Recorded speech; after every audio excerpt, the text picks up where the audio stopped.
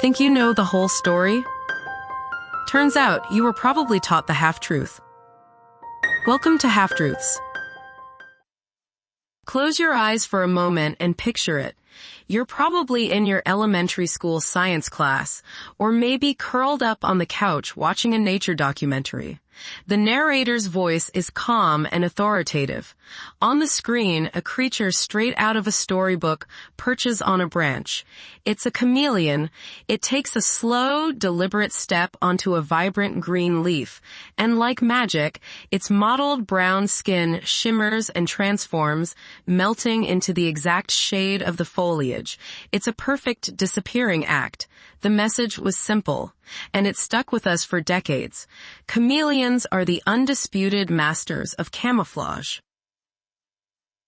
This idea is everywhere. In cartoons, a chameleon steps onto a plaid blanket and instantly adopts the pattern. In movies, it's the ultimate symbol of stealth and adaptation. We've been taught that this incredible, almost magical ability is a defense mechanism, a way to become invisible to the hungry eyes of snakes and birds of prey. It's a clean, elegant explanation of evolution in action, a simple story of survival. The chameleon sees a threat, assesses its background, and executes a flawless vanishing act by matching its surroundings. It's one of those facts of nature that feels as solid and real as gravity. But what if that story, the one we all know and love, isn't the whole story? What if the primary reason for this dazzling display of color has less to do with hiding and much more to do with shouting? What if, instead of whispering, "You can't see me," the chameleon is actually screaming messages of rage, passion, and fear to anyone who will listen? Today, we're pulling back the curtain on one of the most famous half-truths in the animal kingdom, the idea that chameleons change color to blend in. The story we all know is deeply compelling, and for good reason. It's a perfect narrative of adaptation. In the grand, dangerous theater of the wild, visibility is a liability.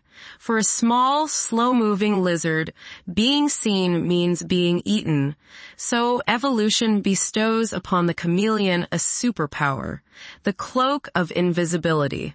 We imagine a hungry hawk circling high above the canopy of a Madagascar forest. Its sharp eyes scan the branches for any sign of movement, any shape that's out of place. Down below, our chameleon freezes. It feels the shadow pass over it, but it doesn't panic. It trusts its skin. Its body, a patchwork of browns and grays just moments before, now perfectly mimics the dappled light and lichen on the tree bark. The hawk sees nothing but a branch and flies on. The chameleon lives to see another day. This is the version of the story that makes perfect, intuitive sense. It fits neatly into our understanding of the predator-prey arms race. It's visually spectacular, which makes it perfect for television. A time-lapse of a chameleon shifting its colors is guaranteed to mesmerize an audience. It transforms the creature from a simple reptile into a kind of natural world ninja, a spy who carries its camouflage kit on its back. This narrative is so powerful that it has become a cultural shorthand.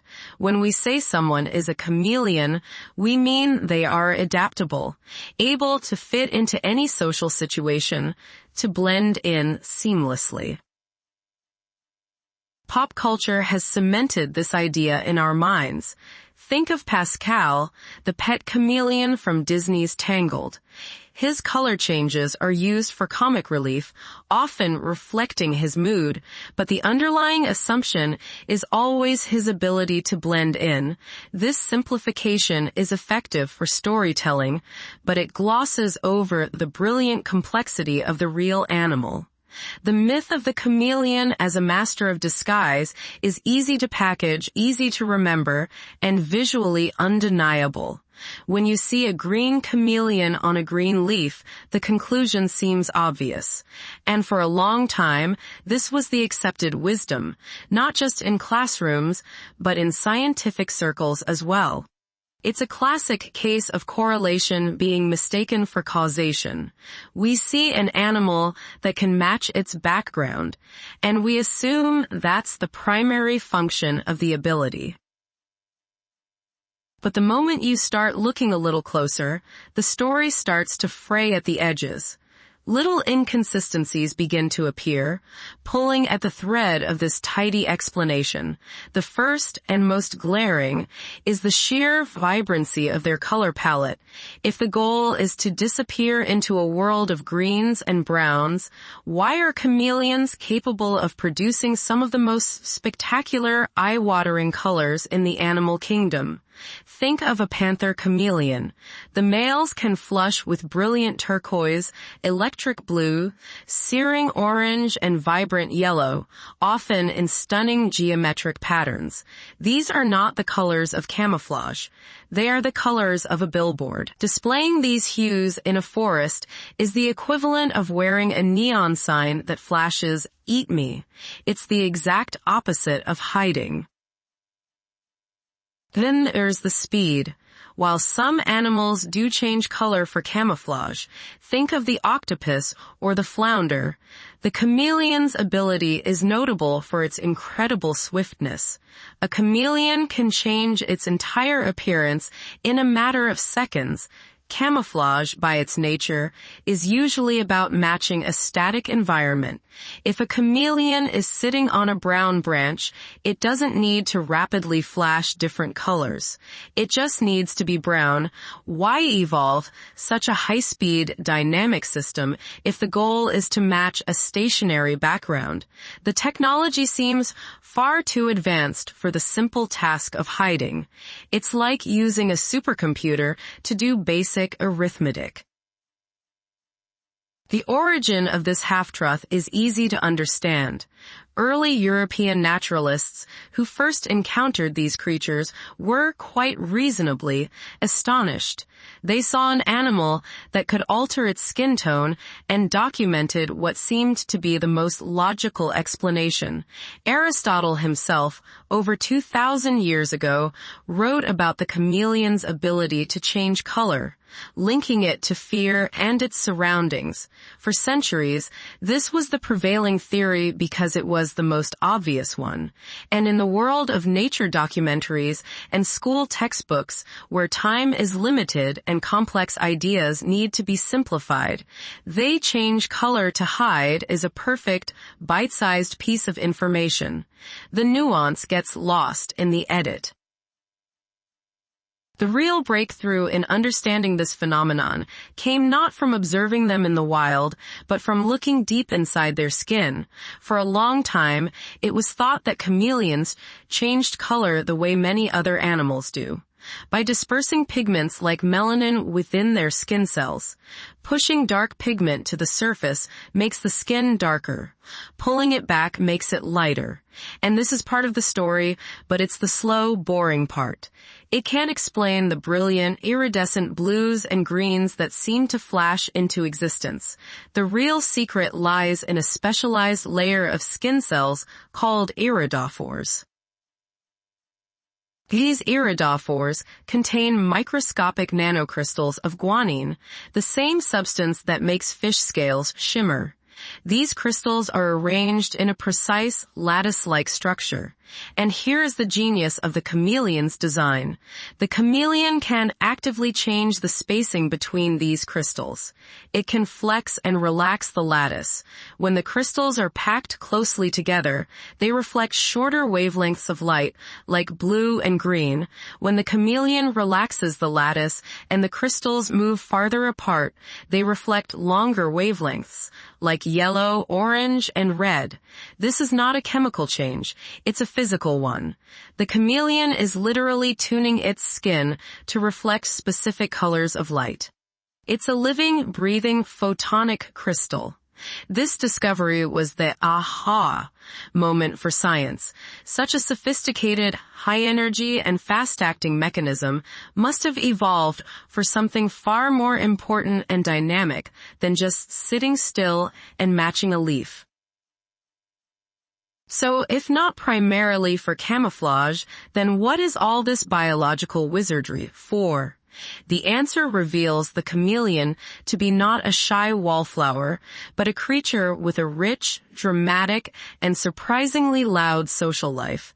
The true reasons for their color changes are a triad of functions: communication, thermoregulation, and expressing mood or physiological state. Camouflage is on the list, but it's been demoted to a supporting role. First and foremost, chameleons change color to talk to each other. They are largely solitary and highly territorial animals. Since they can't shout or sing to defend their turf or attract a mate, they use their entire body as a billboard. Color is their language. Imagine two male panther chameleons encountering each other on a branch. This is a high-stakes territorial dispute. In an instant, their calm, resting green erupts into a violent display of aggressive color. They will flash their most intense reds, oranges, and yellows, puffing up their bodies to appear larger. Each male is broadcasting a clear message. I am big, I am strong, this is my territory, and you should back down. The chameleon with the brighter, faster, and more intimidating display is often the one that wins the confrontation without ever having to physically fight. It's a war fought with light. This language of color extends to the complex world of chameleon romance. When a male courts a female, he doesn't bring her flowers. He becomes the flower. He will display a unique, often intricate, pattern of vibrant, non-threatening colors to show her that he is a suitable and healthy mate. He is advertising his genetic fitness. The female, in turn, will respond in color. Her skin signals her intentions with absolute clarity. If she is not receptive, she might turn a dark, contrasting, or aggressive pattern, essentially telling him to get lost. If she is receptive, she might adopt a more passive, lighter coloration. And if she is already pregnant, she will often display a very specific, dark, and heavily patterned coloration that serves as a universal do not disturb sign to any hopeful males. This isn't just mood signaling. This is complex social signaling. It's a conversation, with statements, questions, and responses all painted on their skin. The second major driver is something far more practical: staying at the right temperature. As cold-blooded reptiles, chameleons rely on external sources of heat to regulate their body temperature. Their skin is a remarkable built-in thermostat.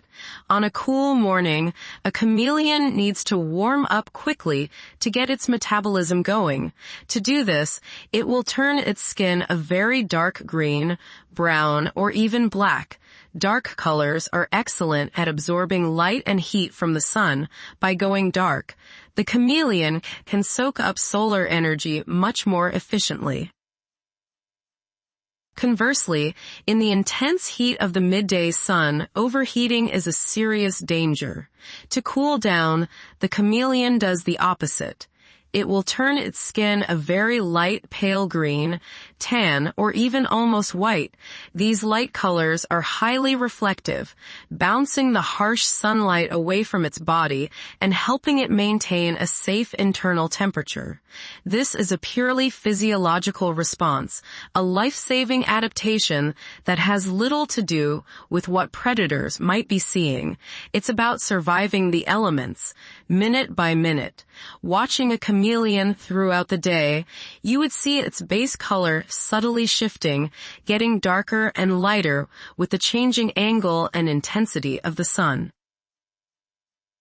Finally, Color is an external reflection of an internal state, a window into the chameleon's health and emotions. This is where the idea of a mood ring actually has some basis in fact, though it's more complex than that. A frightened or highly stressed chameleon will often turn very dark. This might be an involuntary response linked to stress hormones. A sick or dehydrated chameleon will often have dull, patchy, or abnormal colors, a clear signal to a trained observer that something is wrong. On the other hand, a calm, healthy, and contented chameleon will typically display a relaxed, neutral color. So where does this leave our old friend, camouflage? It's not a complete fabrication. Camouflage is absolutely a part of the chameleon's survival toolkit, but it's more of a default setting than an active strategy. A chameleon's resting colors, those neutral greens and browns, are indeed chosen by evolution to provide excellent background matching in their natural habitat. When the chameleon is not actively communicating, fighting, mating, or sunbathing, it settles into a color scheme that helps it remain inconspicuous. This is passive camouflage. The half-truth arises from confusing this baseline state with the purpose of the active, rapid color change. The famous trick, the thing that makes them a biological celebrity, is almost never about matching the new flower it just stepped on. It's about broadcasting a message. The camouflage is the quiet state. The color changes are the vibrant, dynamic action. So, we began our journey with the image of the chameleon as a master of stealth, a silent spy of the natural world. Its talent dedicated to the art of not being seen. It's a simple, satisfying story. But as we've seen, it's only the first chapter. The full story is far richer and more fascinating.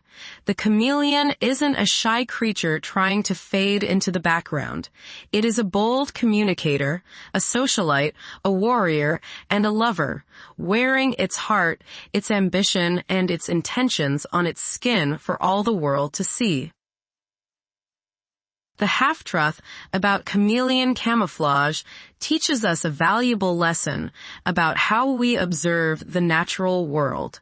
We often gravitate toward the simplest, most dramatic explanation, especially when it confirms our existing ideas about survival of the fittest. The idea of a disappearing lizard is just too good a story to question. But in doing so, we strip away the beautiful complexity and nuance of an animal's life. We turn a vibrant, communicating creature into a simple party trick. We see an act of hiding when we should be seeing a bold declaration. The truth is that the chameleon's world is not one of silence and stealth, but one of constant, brilliant conversation. Its skin is not a cloak, but a language. By peeling back the layers of this particular myth, we are reminded that nature is often more intricate, more surprising, and far more interesting than the simplified stories we tell about it. We learn that sometimes the most extraordinary things are not happening in hiding, but are being broadcast in plain sight, written in a language of light that we are only just beginning to understand. The chameleon doesn't change color to disappear into its world. It changes color to declare its place within it. Now you know the real story. What other half-truths are still out there? If you enjoyed this episode, please subscribe, leave a comment, and join us next time. Until then, stay curious.